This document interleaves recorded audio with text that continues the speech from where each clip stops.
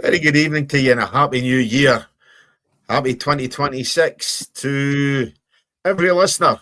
Go ahead, like, subscribe. You are listening to the Football Pitch live on YouTube. As I say, go ahead, like, subscribe. Tell all your pals, tell your mates, tell your granny, get your budget to subscribe. It does help us out. As I say, you're listening to the Football Pitch after our 2-week festivity. Still got my festivity break going on. After our 2-week break for the festivities, football did not stop. There's been managerial changes at Kilmarnock, at Aberdeen, at Celtic again, at Manchester United, at Chelsea. Who knows? Could Spurs be the next one? And we have the least mundane title race in Scotland that we've had for a number of years. So we've got so much to talk about. And I'm joined by globetrotting Dennis Newell, who's come back. Not feeling very well, but he's going to muddle through tonight. Good evening, Dennis. And good evening to Graham Duffy, Hearts supporter. Hearts are still top of the league. Good evening to you, Graham. Happy New Year, and you, Cammy. Yeah, I've had a chest infection since just after Christmas. It's coming to the end of it. Not a great holiday to go away and find that you're coughing and spluttering all over the place, but I'm getting there. There's worse people than me. So, yes, snow. We've got snow. I've not seen snow for a wee while. We're meant to get more of it. And I'm sure that on the back of that, it doesn't matter about the weather other than the fact how many games are going to maybe be off at the weekend. That, I think, is something that's obviously what we get at this time of the year. And not knowing when it will happen. Indeed. Yeah. And not knowing, Graham, how long Hearts are going to stay top of the league. Let's get that one done out there. I'm saying get it done out the road first. You must have been gutted losing to Hibs 3-2, but then Celtic go and mess up as well at Ibrox. Brings Rangers into the title race.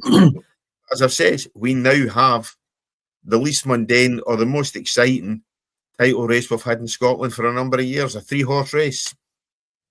Yeah, I mean, what a Christmas and New Year that I've had. Hearts still top of the league. I've heard for months we won't be top in October. We won't be top in November. We won't be top in December. And look, we're still here. I'm loving this. Yeah, I'm not going to...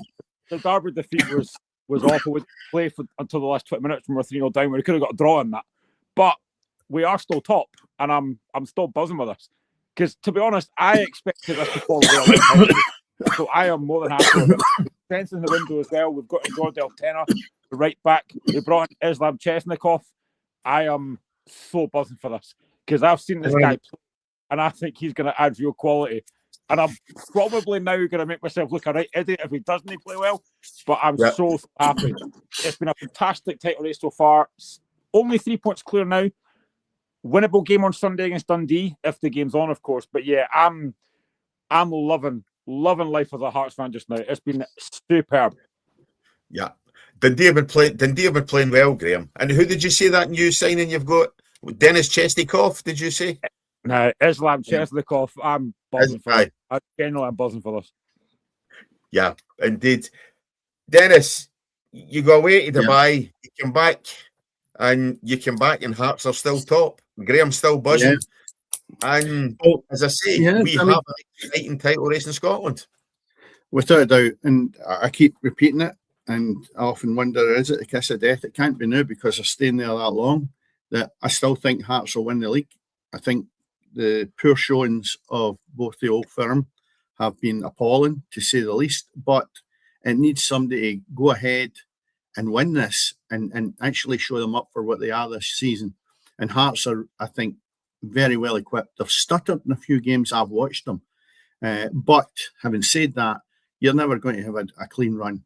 No, when you've not got the capacity that the Old Firm have, and that is the money power. You're always going to have slight deficiencies in your team, and that will then create the occasional hiccup. And you'll have hiccups. It'll not be an easy run in, but you're adding to your team as well, Graham. And I think that's important. That if you don't add to the team, the Old Firm will catch you up. There's no question of doubt about it. And I think in the buying power and the vision that Hearts have got, excels itself in relation to how the other two have done their business. And that is the difference, to be honest, this season. Celtic's business and Rangers' business have been shambolic, whereas Hearts have not. They've been very, very good, and it's proven itself with the results and the performances on the pitch. and they've got to be applauded for it, And Graham, you'll be on here many a week from now to the end of the season, still singing the praises of the club, because the Old Firm, it'll be a miracle if they catch you up. And as I say, it'll only be a matter of Hearts maybe losing the sight of what they've got to do, and that's where we'll see if the managers really get the qualities that's needed, because he's got to keep them the straight and narrow here. He's got to keep them fired up. Every time you get into that dressing room, he should be pulling them off the ceiling with enthusiasm for getting out in the park. If they lose that, they'll lose points, and that's where the big two will come after you.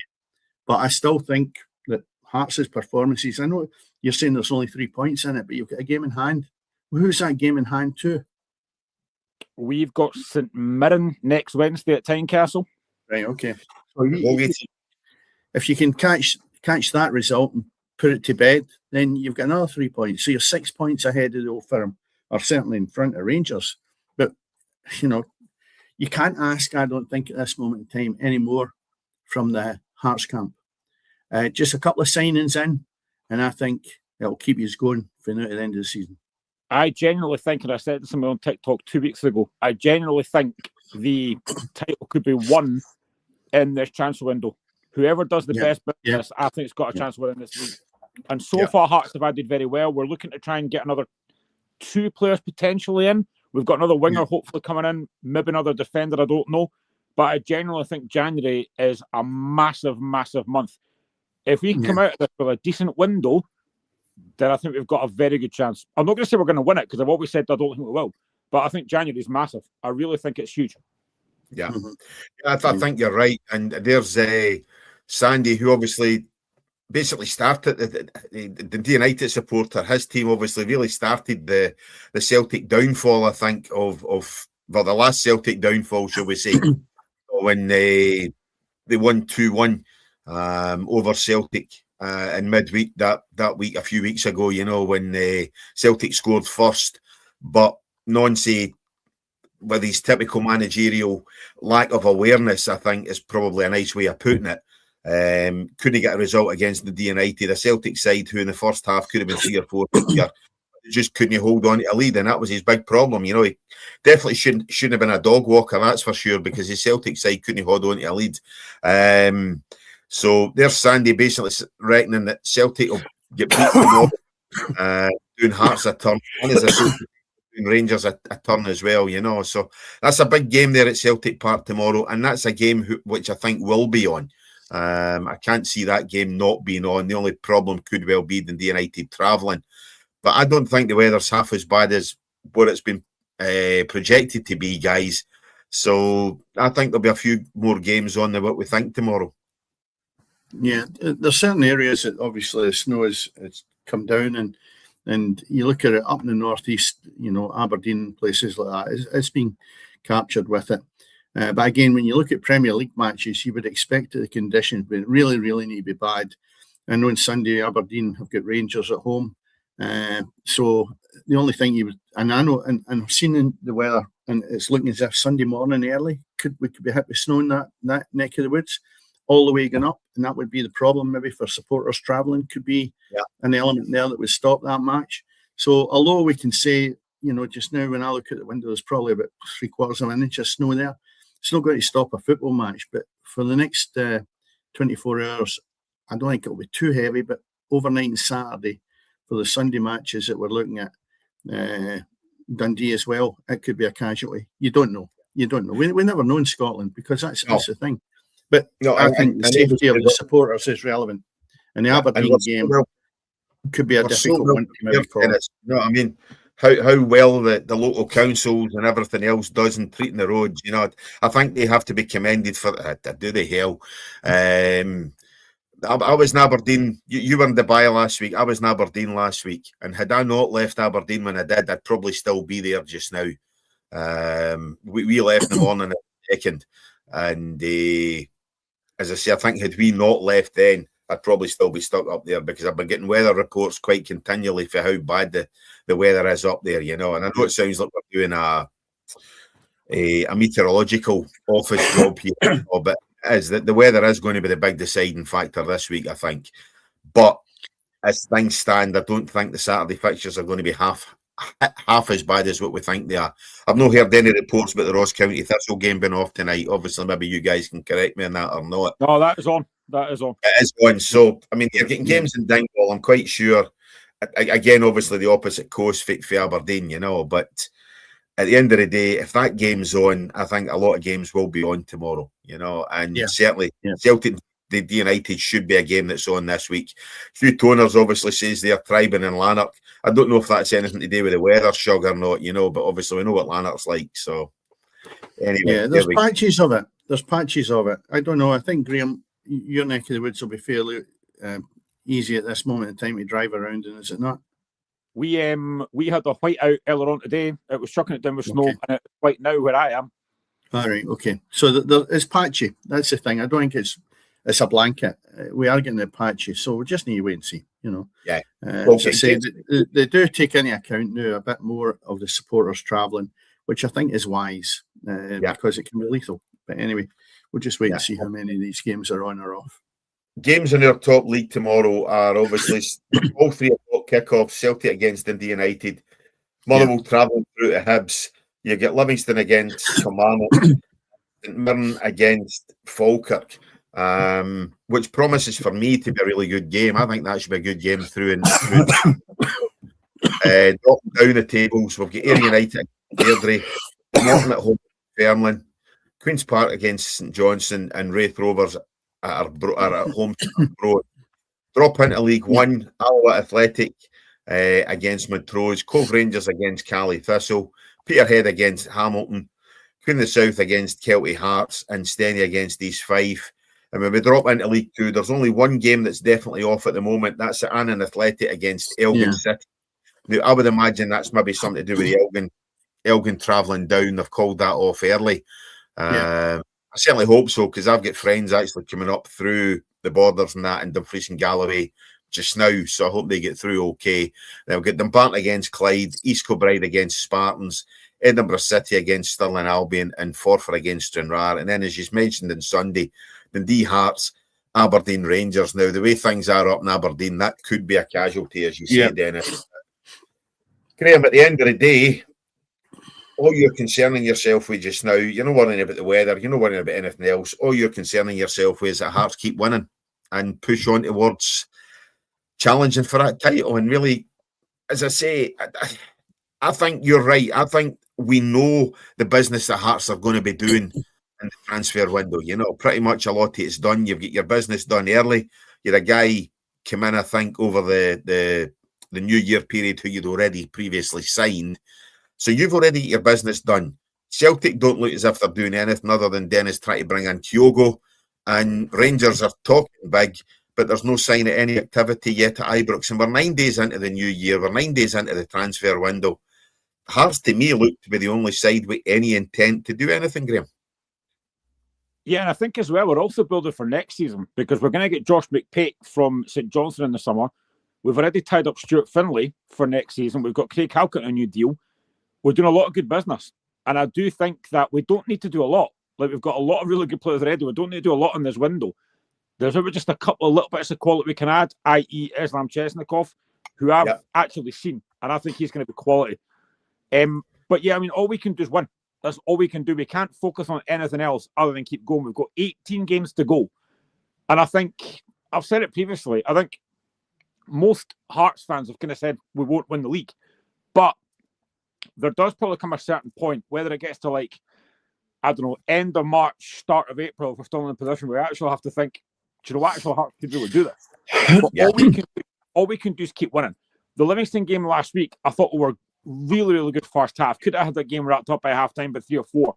Second half, we came off a little bit, and I think you could sense some nervousness around the team and around the fans, because folk were a bit nervous, which is understandable. I think I was critical more on TikTok page about the second half, but then I thought about it and thought, actually, I understand why that's happened, because we're not used to this position. We're 1-0 up. We're trying to go for a league title. It is difficult. But to be fair, I think Derek McInnes, in every press conference, I love the calmness he's got. He just keeps things very, very calm. He doesn't get too high, doesn't get too low. And I think you can see that with the players as well. Like, they walked off the pitch last week, obviously delighted with the win.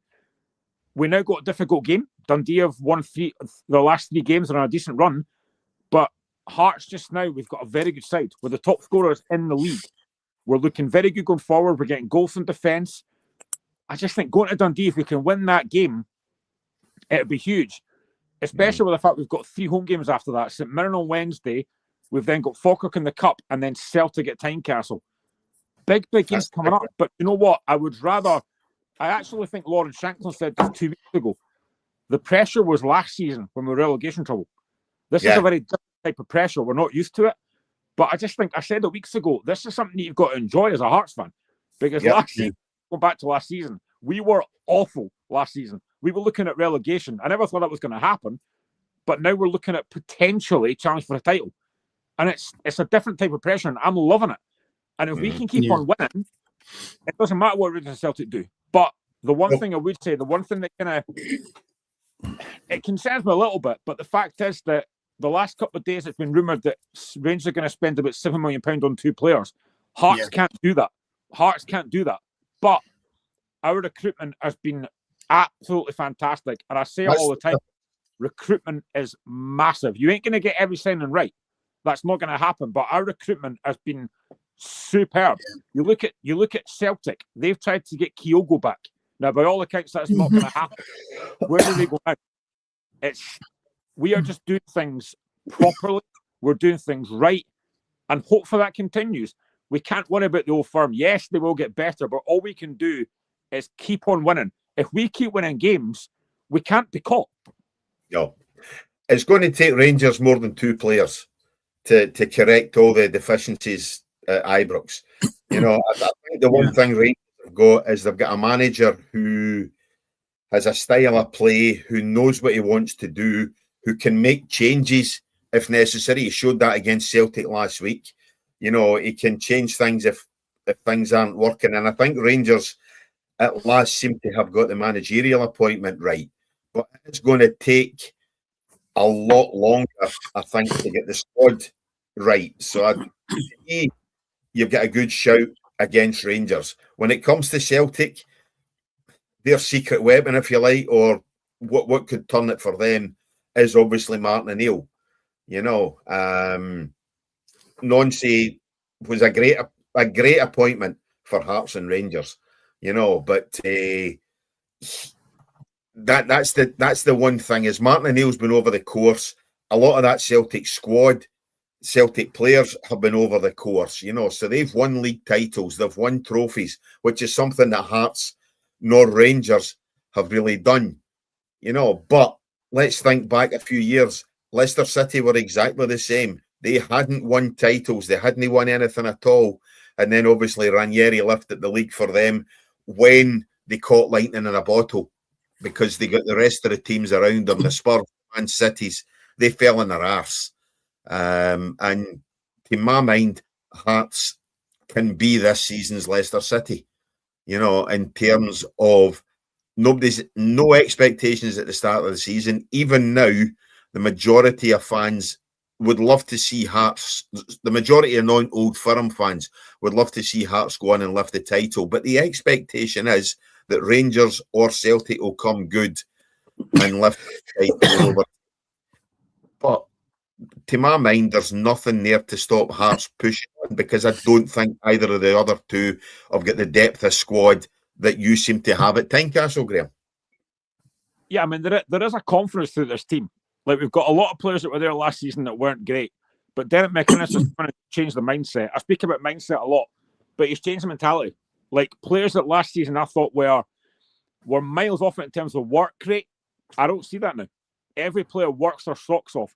There's a solid mentality in that team. The Hibs game, as I said, was really poor. I thought we were terrible in that first 70 minutes. Then we could have got a draw. But there's a real mentality about this team. And the signings, like I said, have been fantastic. Cledo Braga's got 11 goals this season. Keith Reedus has got about 5 goals and about 10 assists. He's been outstanding. The new right back comes in last week. He's got an assist already. The squad is fantastic. I've said this so many times. I've said a lot of folk outside the Hearts in our Hearts squad depth. You clearly don't realise that Hearts team is very, very strong. We've got a very, very strong team and a very strong squad. Like our bench at times is just as good as our starting 11, which a lot of folk don't seem to realise. We could basically field 2 teams, and we probably will because we've got a squad of 31. So I think recruitment's been fantastic. But again, I come back to the point I've made so many times. For me, the biggest thing is Derek McInnes. He's been superb. He knows the Scottish game. He's getting the best out of these players. As I say, recruitment's been fantastic. Lawrence Shankland has been like a different player this season. He's our top goal scorer again, and he just looks a different player. With players often that have got football intelligence, the likes of Braga and Kizridis. We've now added to that with Chesnikov. Yeah. You know, I look at Celtic Rangers and think, yeah, okay, they do have players over the course. You know, the Nancy appointment was an absolute disaster. It was an absolute disaster. I do feel sorry for him slightly, because there was some games I actually think Celtic play well, but they don't have a goal scorer. Like, you can't rely on Johnny Kenny. Nope. But Hearts have gone about the business really diligently. We've got the signings in. We will strengthen further. And as I said, I don't think at the start of the season any Hearts fan expected this. I didn't. And most Hearts fans I spoke to, most realistic Hearts fans, have said, we won't win the league. But do you know what? We're up there. Still at the back of your mind. Yeah, I mean, I have constantly said I don't think Hearts win the league, and folk have said to me, when will you start believing? If we're in this position, end of March, start of April, then I might start believing. But the one thing I will say, and I'm not going to shy away from, we're in a title race. Yeah, like, we're 100% in a title race. 100%, yeah, exactly. And Dennis, as I say, they're still there. You know, the Graham says October it's going to fall away. November it's going to fall away. Christmas it's going to fall away. We're now going into the second week in January, and Hearts are still top. And irrespective of what happens over the weekend, Hearts are going to be top. You know, so in my mind, everybody's very critical of Scottish football, us included. But we've got Hearts playing good football. We've got Hibs at time playing good football. Motherwell look a revelation. You know, Shug's on there saying, talking about O'Donnell, the difference in O'Donnell as a player, you know, from last season to this. You know, Motherwell have been playing some absolutely fantastic football. We've got St Mirren have gone on and lifted a trophy. You know, so we're very, very critical of our game up here. But we really need to reserve that criticism for the Old Firm, because there's a lot of other clubs, as I say, Hearts, St Mirren, Motherwell, playing decent football, Hibs as well, you know, playing some decent football.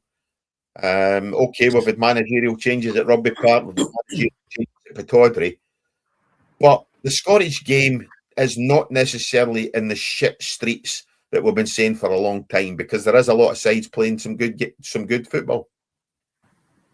I think the downfall of the Old Firm has created that. The reason being, there's not the fear factor of the Motherwells, the Hearts, the Hibs, the rest of the Premier League. They've no fear against them anymore. Now, that lifts every club. When you know that you're coming up against the Old Firm and you're not counting in any points, or you're not looking at getting anything out of a game, right away you've written that off. And points are so valuable in the Premier League. The now clubs can go to either Parkhead or Ibrox and think, we can get something from this. And I think that is a bonus in itself, that it's a level playing field as a Premier League now, rather than the big two miles ahead, the rest picking up the scraps. The days are gone, certainly this season. And the way the club's been run, that, you know, it's not a burst exhaust they've got now. It's a whole system that needs changed. And that is going to take a while. So therefore, while it's burst at this moment in time, I think that the teams like Hearts, Hibs, the rest of the Premier League that's making a challenge, with the exception, obviously, of the two at the bottom of Kilmarnock and Livingston, the rest of the team is in there with a shout for to try and get in that top six. And there's nothing to stop them. So, you know, and you know, as Shu says there, O'Donnell, I watched him delivering a couple of balls into the box that were delightful as a treat for somebody to go on the end of it last week. Now, if we look at O'Donnell, I liked O'Donnell when he was at Kilmarnock, and then he's ended up at Motherwell because he never got a move that he thought he should have. And he struggled a bit. But when you look at him and think, could he play in the Scotland jersey? I thought he was poor in the Scotland jersey because he was one of the manager's pals. But when I look at Scotland and I see that Ralston's in there playing on a regular basis, then I've got to say O'Donnell's got to be in with a shout as well if he keeps playing at that level. So, I mean, it's maybe jumping the gun a bit to say he's had a couple of decent games with Motherwell, but it's showing you now that people can still play well in the Premier League. And I think it's the opening because there's more confidence in these players because the old firms dropped dramatically. So there's a level playing field out there. And at this moment in Hearts, I've got the edge. There's no doubt about it. They're definitely the best team and in form. But as you rightly say, Cammy, you've got the Motherwells and the Hibs tracking there behind it. And, you know, the surprise package in among that's Falkirk as well. They're sitting in the top half of the league. So we've got a Premier League at this moment in time that, to me, is attractive enough, but we lack consistency. If you go and you look at the English Premiership, there is a massive gulf between the standard of play that we have and they have. But that's money-driven, where they're picking the best from all over the world, and they're spending on one player more than two or Premier League teams could ever dream of in a full season. So you would expect the standard to be better. But I would also like to think that people should start looking more homegrown talent. And I'm going to just drift away for a little bit here and say we should have our own league structure, that you've got to have more of these youngsters coming through. Because at this moment in time, I don't know what we're doing at Lennoxtown and Murray Park. They're just a waste of time because nothing's coming through and you see the standard of it. Now, you at Hearts, I know you have brought through quite a lot of youngsters, Graham, and that's been refreshing. I don't think Celtic and Rangers have had that ability to bring players through from the youth. And I think that's important for the future and the way we're going. But certainly, just going back to the initial thing, how is it for players like O'Donnell? Yeah, experiences, you can't substitute anything for experience either, as well as bringing a youngster in beside them. Yeah. I think what you've seen now as well, and I've noticed it more and more over the last few months, the amount of folk in England that are talking about Scottish football now because Hearts are top of the league. Yeah, it's been a very, very welcome change. The last time I saw this was actually ironically when Hearts were top in 2005, 2006. But when the amount of times I go on TikTok and I see an English football fan talk about the Scottish League, it's very, very different to what it was in the past. Yeah. Yeah, when we see it even in like our group chats, you know, when you've got Andy Burrows on there, you know, it's slaughtering Scottish football, but he's slaughtering Scottish football because Rangers and Celtic are garbage. You know, as he said, that's his thing, you know. And I mean, Andy's very tongue-in-cheek with that, you know. But again, it's getting folk talking.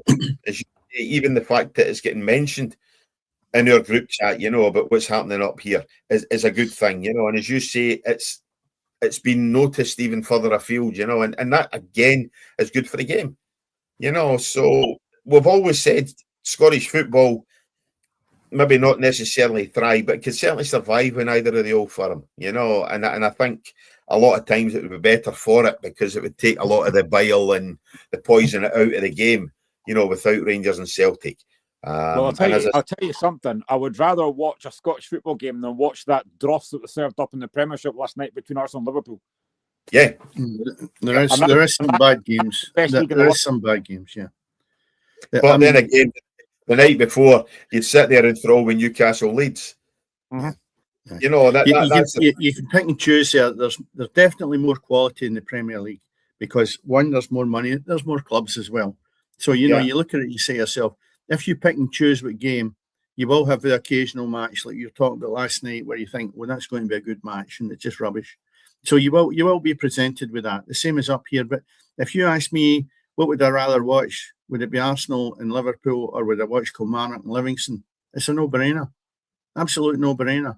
So, you know, I think as well, you look at some of your stadiums and they look so run down when you see there's a massive gulf, Graham.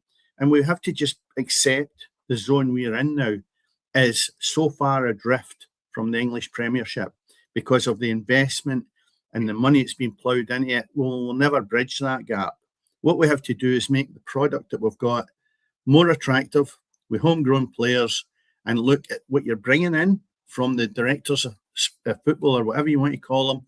They are actually better at their job than what they're doing down south so that we get good value for money.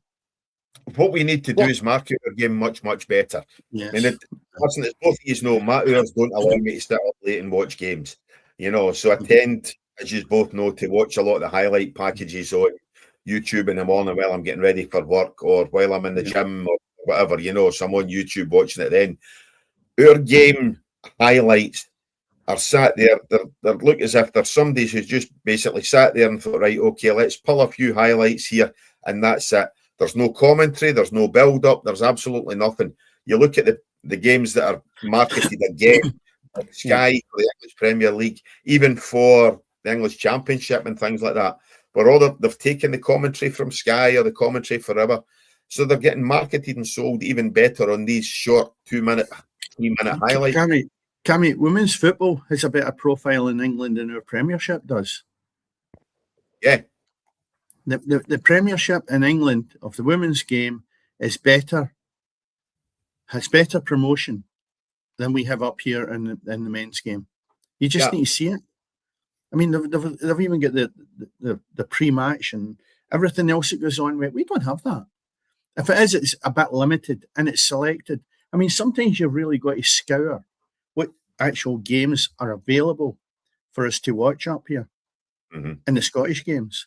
Otherwise, you have to pay an extra dividend to get it on some of these channels. And there's some matches that are not even available on the channels, unless you look at, say, if it's a Celtic and Rangers game, it would be Celtic TV or Rangers TV. And that's wrong.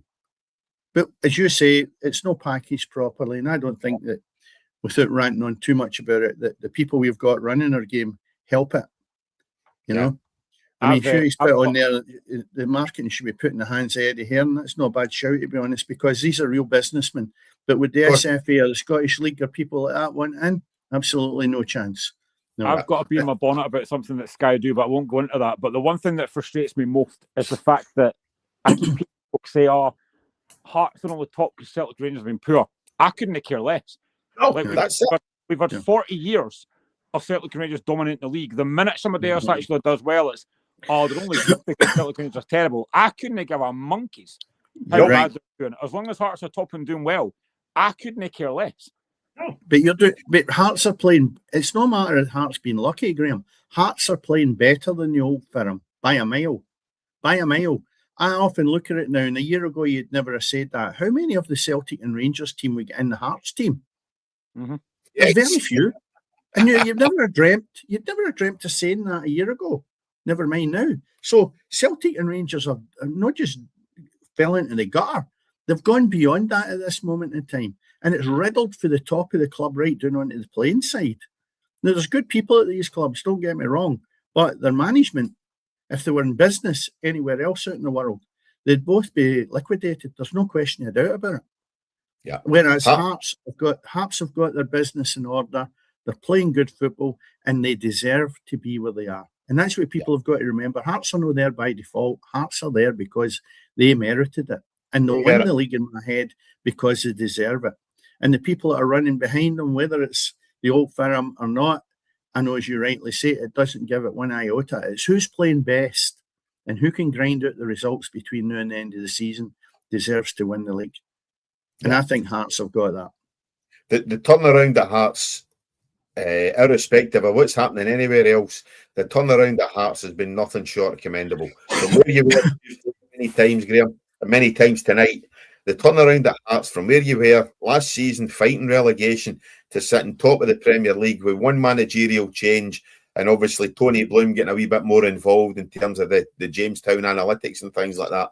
The Hearts fully deserve to be sat where they are, 100%. And anything even we're saying tonight, in terms of Hearts, they don't deserve they don't have a better chance because Rangers and Celtic are garbage. That does slightly ring true, but you still got to beat what's in front of you, and you beat both of them twice, so you fully deserve to be in that league. It's funny how football works because start of the season, I did a TikTok live, and somebody asked me what I thought Hearts would do this season, what my prediction was, and I said third, and folk laughed and said, "Oh, how can you say that when you finished bottom six last season?" And then the longer it goes on, it's like, do you think Hearts will win the league? And I've said no. And if I did say yes, they go, "Oh, how can you think that?" It's like, you can't win either way. The fact is, yes, I said it before, Hearts were terrible last season. I said that numerous times last season. I did so many videos on it. But this season, it has been a complete change. And I think right. To be fair, some rival fans have actually said, "Look, I hope you win it," and some rival fans have said you won't win it, and that's fine. It's rivalry. I get that, but surely for the Scottish game, it is actually better for somebody else to actually win it rather than Celtic Rangers win all the time. I just think it's better for the Scottish game if somebody else actually goes and wins it. But wait a minute, is it really though? Because here's what we were looking at. If we had two teams, whether it is Kilmarnock, Dundee United, and they are playing exceptional football, right? That's who I want to see winning the league. Doesn't matter about the Old Firm. The Old Firm, because historically they've had the money, they've had the power, and they've got the massive support and everything else that goes with it. That's why they have been at the top. But for me, if Dundee United, forget about Hearts now, or St Mirren or whatever, are playing really good, attractive football, that will encourage not just the teams that they're playing against to come along and support it. It will be better for everyone. So I don't care whether it's the Old Firm. I only care that the standard is raised to have a good Premier League. Rangers and Celtic have allowed other people to come in the back door, if you want to call it that, because of their mismanagement of the clubs. Both of them, at the same time, have gone down the toilet and they've got a massive way to come back before they can compete against the likes of the Hearts or the Motherwells in this world, because they're miles away. They really are. I mean, you just need to look through that team list that Celtic have got at this moment in time. Now, if you look at it and just drifting slightly away from the conversation, Kyogo coming back to Celtic. Are you telling me, as much as I've been an advocate for rattling my gums a long time about this, that they should never have sold them, right? Because they lost out on £40 million on not qualifying for the Champions League because they had nobody to finish for them. And they sold him for, 10, 12 million or whatever because they thought he was getting old. And then they go and try and buy him back. In the world we live in, and the way that we have got people looking throughout the world for players, surely that's got to be a terrible move to try and bring that boy back when they wanted rid of him. So you look at it and you say to yourself, wait a minute, whether he wanted away, whether he wanted, the boy left. Now he said he's not coming back. But is that the only people that we can tap into in Scotland? And I use it collectively because we are all in the same goldfish bowl. Is that all that Celtic, as an example, can tap into to try and bring a player back when you've got millions of people out there that can do a job, and yet nobody can identify one? It's funny you say that, Dennis, because I saw a Celtic fan a couple of days ago saying that they got rid of Kyogo, Tierney, and Jota. They've already brought Tierney and Jota back, and they're trying to bring Kyogo back. Aye. Well, again, I often and I question that as well, because Kearney has not been the player that he was when he left. And I've watched Kyogo in the last couple of Birmingham games that I've been on the TV, and Dykes was playing up front with him as well. And he was still working hard, but he didn't look as clinical. And I'm thinking, if you come back, you're not any better than Kearney was. Kearney's come back, and I'm just thinking he's a shadow of the player that went down south. Yeah. So in my eyes, with what's happening just now is how limited are these people at Parkhead that have to look at a player that's been there and try and bring, if they get nothing else up their sleeve that they can bring in. I think it's absolutely appalling.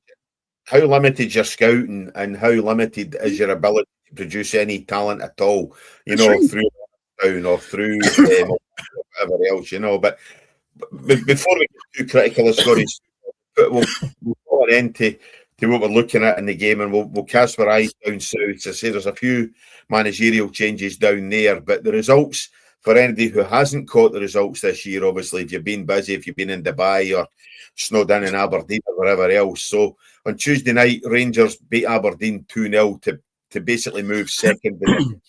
And last Saturday, the results were Celtic 1, Celtic 1, Rangers 3, Dundee United 0, Dundee 1, Dundee winning their third game in a bounce. Falkirk, who, as I say, we've been a revelation this season, 1, Aberdeen 0. Jimmy Phelan's last game in charge. Hearts 1, Livingston 0. Hearts grinding out results, Graham. If you're not getting performances, you can still get results. Killie 1, Hibs 3, Motherwell 2, St Mirren 0. In the Championship last Saturday, it was Airdrie 0, Wraith 0. Partick Thistle, who were 2 goals down at one time, 3, Morton 2. and St Johnstone just keep winning 1-0 against Arbroath. League One, Kelty Hearts 1, Alloa 1, Steny 2, Queen of the South 0. And in League Two, Clyde 1, Forfar 1, Spartans 2, Dumbarton 0, and Stranraer 1, Edinburgh City 1. I think there was a few teams off the lower leagues due to obviously conditions. But as I say, that's the way things are in Scotland just now. And as I say, we've got Hearts top of the Premier League, with Rangers second and Celtic having dropped to third. So that's taking over a side sitting third in the Premier League. But we look down south. The England, as I say, there's been a few managerial changes as well over the last couple of weeks. Enzo Maresca deciding he'd had enough at Chelsea and jumped ship before he was unceremoniously sacked by the sounds of things. Well done, Enzo Maresca, basically saying stuff yous all, I'm getting to hell out of here.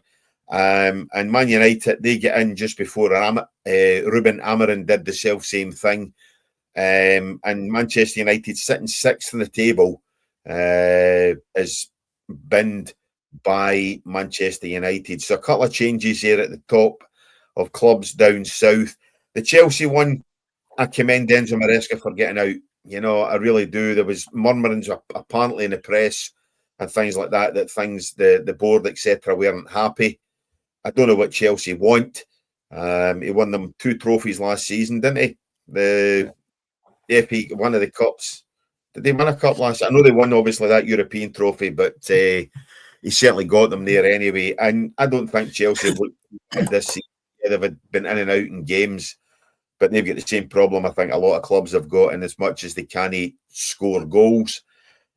At Manchester United, Ruben Amorim's got them sixth in the league, Graham. A Liverpool fan, you must be rubbing your hands with glee at that one, or maybe not. But I don't necessarily think Manchester United did the right thing by getting rid of Amorim. I've said all of last season, I thought it was a decent appointment. And I think he started to turn things around at Old Trafford, Graham. He wasn't sacked because of the results. He was sacked because he basically called out the board and the mismanagement. I don't think he didn't really have the players to play the style he wanted. And a lot of managers don't do that anyway. I do feel a bit sorry for him because he did win a trophy at Man United, but it wasn't really working. I don't think the signings that he made were particularly great. I don't think Sesko's been fantastic, but they are just run so badly. I mean, they're such a poorly run club. Yes, as Liverpool fan, I'm loving the fact we're above them, but Liverpool have not been great this season. But what for me is embarrassing for Man United is the fact that they sacked Ole Gunnar Solskjaer. They sacked him because he wasn't good enough, and they're going to bring him back. I'm sorry, but what is that about? That is an absolute embarrassment if you're a Man United fan. Why would you bring back a guy that was basically running the club because he wasn't good enough? They are so poorly run. And I think what Amorim said about the board and stuff about Jason Wilcox, he was right. Results, yes, haven't been great, but he was sacked for calling them out. But seriously, and again, I listened to Darren Fletcher, and he's talking about, like, you know, I went to Alec Ferguson for advice. Okay, Alec Ferguson, one of the best managers ever in football. Fantastic. But see, you're your own man. Why are you going back to Alec Ferguson? I don't get it. But seriously, bringing Ole Solskjaer back, I think, is an absolute embarrassment. And it goes to show how poorly run they actually are. Yeah. Dennis. But this is what you're seeing all over the place. Look, if you drink tea, do you sit there and wait till your last tea bag has went in the cup before you go and get another bag? This is what seems to be happening with all these clubs. These board of directors are milking it dry, and they're sitting there, and their contribution to some of these clubs is nothing but a disgrace. They are not sitting around the boardroom table and thinking ahead of what they have to do. So when the chips start to fall down, managers are then in the firing line and out the door. They just don't seem to be looking ahead with a 5-year plan that's in place and saying, right, okay, who have we identified for this stage, this stage, this stage? It doesn't seem to be happening. That's why we talked about Kyogo. They've nothing in the pipeline. They've nothing in reserve. They're playing the boy Kenny up front. There's got to be somebody over at Lennox and in the youth team that now it's going, I want out of this club because I'm never going to get a kick of the ball here playing up front. And you look at Man United, the same thing. They're looking at bringing Solskjaer back, which is the same. If they not got any contingency plan whenever anything goes wrong. Honestly, if they're running that like business, they need to be put up against a wall and shot for their mismanagement in these clubs. They're not just alone in picking out Man United and Celtic. It's riddled with it in the football games. So, I'm really fed up with looking at clubs that are quite willing to sit there on their ego trip, looking for attention at how good they are. And when things start to go wrong, right, pull the manager out, slaughter him. Honestly, it is disgraceful the way that these clubs are being operated.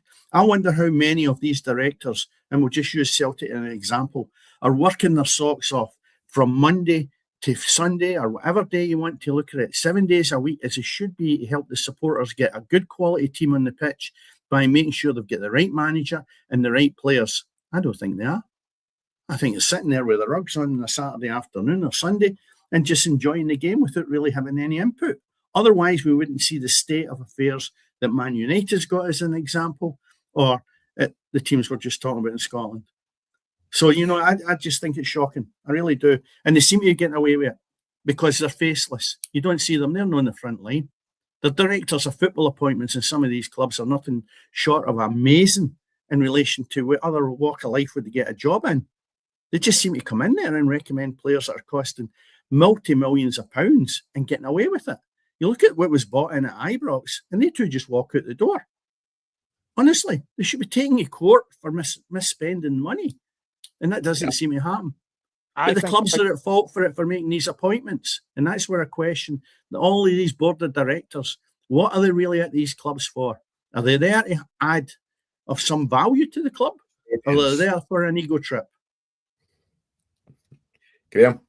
I think a big part of the problem is a lot of these folk at the football clubs, the board of directors, are not actually football people. They're business people. They're not football people. They don't understand how football works. And I think that's a big part of the problem for me. Yep. Yeah, but why are they there, Graham? That's the point. Is it an ego trip? What are they doing there? Is it so they can say, I rub shoulders with him? I mean, that's attention seeking. We've got that with kids nowadays that can't walk down the street without taking a picture of themselves. The world is full of attention seeking, and we need to stamp that out. And that's what some of these directors are about. They need to grow up and realise it's a job of work running a football club. And people will say, I work hard. But there's working hard and there's working hard. You give a guy a shovel and you tell him to dig a hole. If he doesn't dig it in the right place, what's the point of giving him a shovel? And that's what I think some of these directors are about. They just don't know where to dig the hole. Yeah. No, it really annoys me because supporters work their socks off to go and support the clubs, and they're abused by some of these directors. Really abused. And I think it's appalling. My thing just now is the directors of football at a lot of these clubs, or the sporting directors now, as they seem to have changed their title to, Jason Wilcox at Manchester United, your guy, Graham, who's at Liverpool, the guy who Celtic get rid of, Paul Teasdale or Tidsdale, who was a failed manager. Richard Hughes, sorry, that's who's at Liverpool, isn't it, Graham? These guys are becoming in vogue, and they're making more noises than what the manager did, and if Amarin's calling out these guys for whatever he was calling them out for, listen, don't get me wrong, I think Manchester United brought in 2 or 3 decent players, and Bueno, cracking signing. The guy they brought in for Wolves up front, he's flat at times. He's looked decent. He scored a couple of really, really good goals. But short of that, I think you're right, Graham. I think there's questions have to be asked about Manchester United's transfer policy. Certainly, Liverpool went out and spent a lot of money, and I'd be very, very surprised if Slot had wanted Isak, and if that's not a Richard Hughes signing as well. And we only need to look at what, as I say, obviously Teasdale or Tidsdale or whatever it is they did at Celtic. So it's these guys who are making the arses at the club. Then it's not necessarily the board of directors. But the directors can't appoint them. The directors appoint them. That's the whole issue. Yeah, so they're making that appointment for a guy to run their club. So you're saying there's maybe a lot of guys here aren't football people. The folk that they're appointing are supposed to be football people, and they're cocking it up big style. I mean, wait a minute. Obviously won a Premier League title with Blackburn. A really, really decent player. Richard Hughes, Portsmouth, not necessarily a great pedigree as a football player. So what have these guys done? And again, the guy at Celtic, what have they done to merit being a director of football? Because that is a position there where you need to know the game. And Tisdale, lower league manager down south, Exeter City, 2 or 3 other clubs. I don't think anywhere longer than Exeter he lasted any longer than 6 to 8 months. So his career as a director of football has obviously followed the same line as what it was as a manager. You know, Richard Hughes. That's not to say, Cammy, that some of these guys are no good, though. Some of these guys are good. That's why the standard of the game in certain clubs is very good. And you look at it as Hearts, that's a prime example of success, right? But there seems to be an element, and it works as well when agents are presenting themselves at clubs with players that are not fit for purpose. No question of doubt about it. So your board of directors, you're not telling me don't have an input when somebody's going to spend, say, £8 million in a centre forward that's no scored for 2 years. That board of directors, surely if you're in that board of directors, you've got to, hey, stop the bus for a minute. £8 million, this guy's no scored a goal for 2 years. What do you think you are? You think there's stuffing hanging out my head? I'm going to spend £8 million on somebody like that. Now, who's done that? Nobody. They signed him. Now, he's coming okay, but okay is no good enough when you look at the teams that he's playing against. So you say to yourself, who in that boardroom has appointed these guys and allowed them to actually spend that type of money? No, just identified Rangers, but it's riddled with other clubs doing the same. And that's the point I'm trying to make is, what capabilities do these directors at football clubs have that is going to contribute to the club being successful? And that's the fear factor I've got. How much emphasis do you put on a director of sport being the one guy, apparently, who gets hung out to dry when bad signings are made, along with the manager? And that's the problem I've got. It's your appointments that are the major issue, and it's the directors that have made the appointments. And they need to work an awful lot harder to get our game right. Yeah. And that needs to start now, because if you keep appointing sporting directors, Ross Wilson at Rangers, I knew he was Roscoe, nice wee guy. He was John Hughes' driver at Falkirk. That's how he started, a driver. He never kicked a ball in his life. Seriously. He turned up at the door one day and says to Yogi, I'll drive you about if you like. And for there, he escalates up. And then you've got him at Rangers identifying players that could come in and play in the Premier League. Are you having a laugh? Started. He was Bobby Robson's driver, so that's where he started as well. Well, there's a difference. I think these taxi drivers know a lot more than what we do.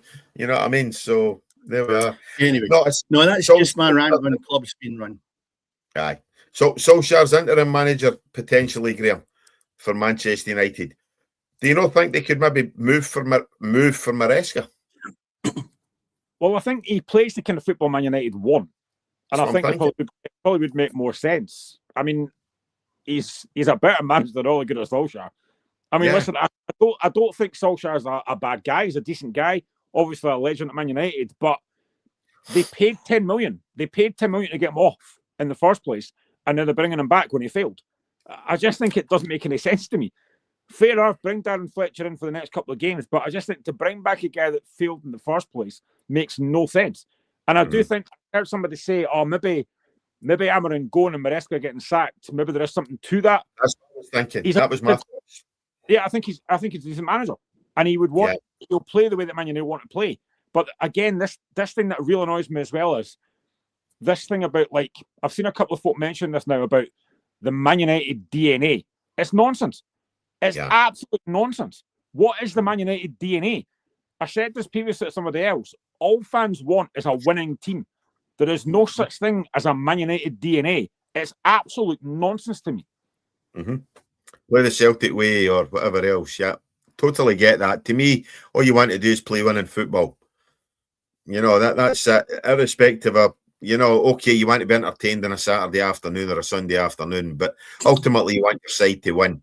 Now, if that's playing a defensive style of football, if it's playing an open, expansive style of football, all you want is results on a Saturday, you know, and be sitting top of the league or as close to the top of the league as you can. Pure Graham.